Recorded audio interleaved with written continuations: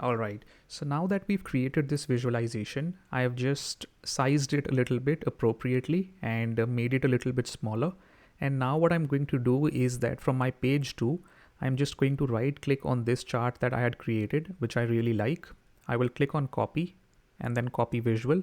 And then on page 3 itself, I'm just going to paste it over here and then size this appropriately as well, like this, and then make sure that both of them are aligned, something like this. Okay, so this looks better. And now what I'm going to add is known as basically a card. And a card is excellent when you want to draw your viewers or your users' attention to certain KPIs or high level values. Now, this is what a card looks like. And as soon as I click on it, then it's giving you basically an example of what the card will look like. And as you can see, we have no x-axis, we have no y-axis. All it's asking you to do is add a field over here that it will display in this card. So this is different from what we've learned so far. And for the products, if I just go to, let's say, product color, then it's only adding in black, which is one of the colors that I had. But this is not what I'm looking to do, right? I want to draw my users' attention to high level KPIs, like what is the total revenue that I have earned over all of these years, what is the total profit, so on and so forth. So I think cards are excellent for adding in numeric values, and that's exactly what I'm going to do. For the fields, I'm going to go to my fact table, which is sales, and then add in the product price, which I know is the revenue, right?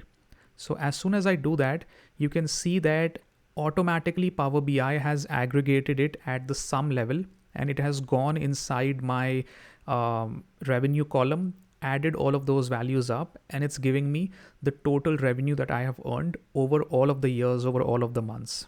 So I will just resize this a little bit. Okay. And you can see that the only option I have right now is either to keep it as sum or average. And I don't want this to appear as sum of product price, right? So we've learned that I can right click and then rename it for this particular visual and call it total revenue. Press enter. This looks much better. And by default, I want to keep all of my KPIs right at the top because that's where my users will first look when they open up this report.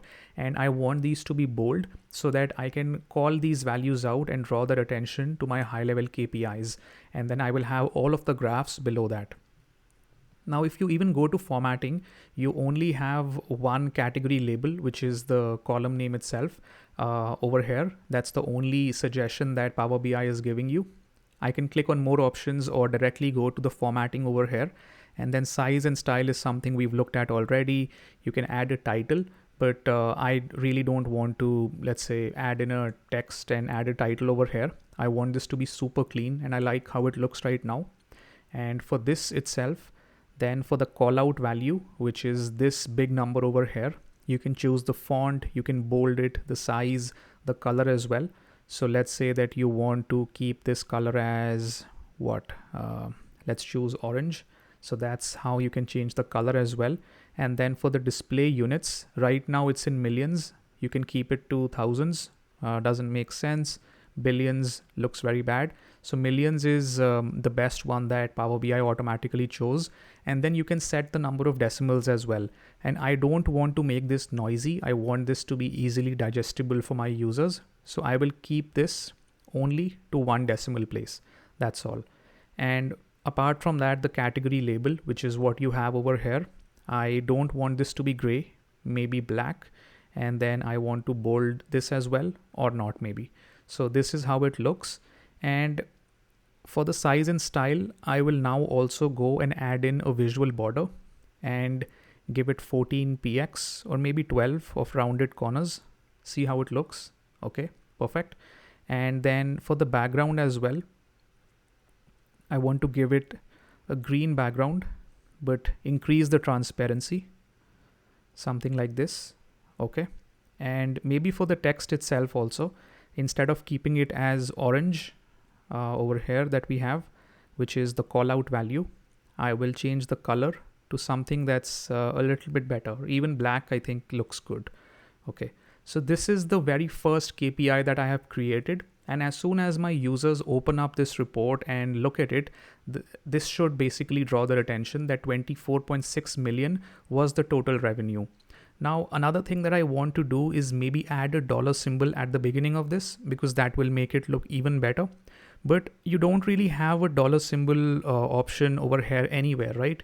So what we can do is, if you go to format by default, you don't get anything.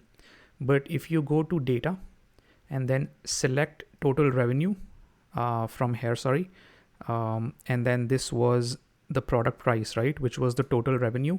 Now that I have clicked it over here, you can see that I get a bunch of column tools over here, right? So formatting is still the same. I get column tools once I click on the field that I have used, and I can simply click on the dollar icon over here.